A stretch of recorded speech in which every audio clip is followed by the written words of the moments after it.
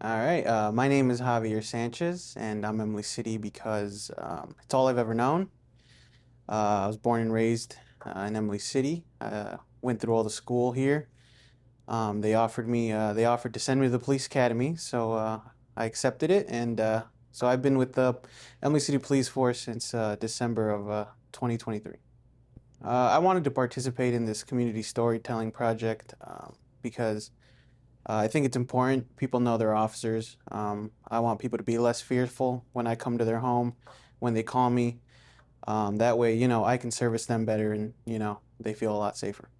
One of the unique reasons about being from Emily City that I love is that it's very tranquil. It's almost like my own personal piece of paradise. It's peaceful. And so I try to do everything I can to keep that peace. The thing I value most about this community, Emily City, is the people. They definitely support the Emily City Police Department, but also they support the schools, the students. We support each other, and so we build off of each other, and it's definitely felt in this community. I feel connected to Emily City through my schooling, through the people. It's all I've ever known. It's probably all I will ever know. And so, I just want to help my community. One specific story I'd like to share about Emily City is in the summers, all my cousins would come over. They'd be from New Mexico or Oregon. They'd come over and they'd all hang out with us all summer, and we'd go to the parks, always playing soccer. Any and every park, we've been there. I envision myself as the future of Emily City because of my job. I plan on staying here throughout my career, servicing the people of Emily City, and hopefully they'll have me. I wasn't going into law enforcement. I was going to practice law, so I did my education at Oakland University. I was going for pre-law.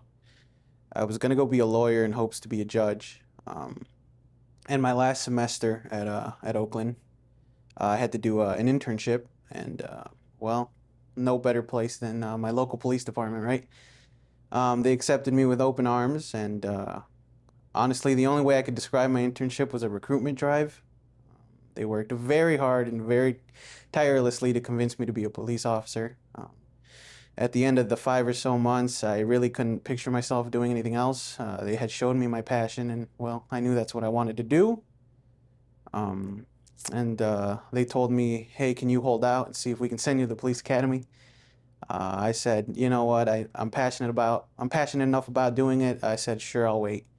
And sure enough, 5 or so months later, they said, "Hey, we're sending you in August. You have about 3 months to prepare." And I looked at them and I was like, "You guys are insane. I don't know if I'll be ready in 3 months." But anyways, I worked night and day, working out, studying laws, and sure enough, made it into the police academy, which in itself was a crazy experience. Talk about pressure. It was pressure upon pressure. They spend like the first 4 weeks or so trying to break you as a human, trying to make you quit.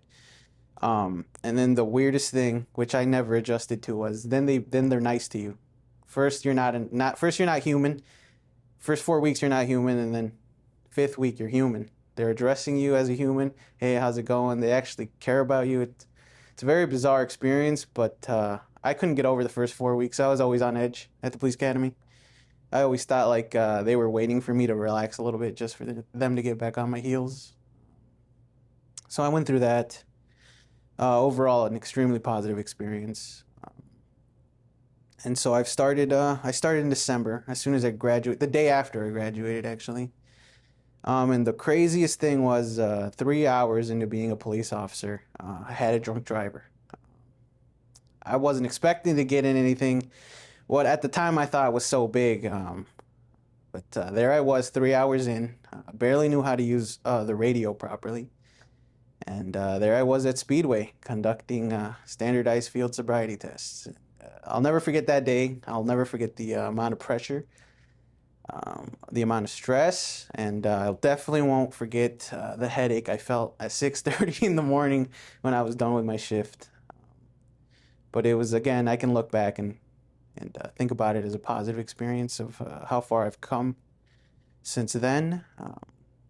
And mainly, what really drove me to be a police officer here in Emily City specifically was, we're a large Hispanic community. I think it's around 60% of Emily City is Hispanic. And before I joined, the amount of officers that could speak Spanish were zero. So I'm the first, and hopefully we get more. And I've been teaching the guys Spanish as we go, though they only seem to like, the words they really shouldn't. Those are the only ones that seem to stick on the police force. But I joined the Emily City Police Department to help my community.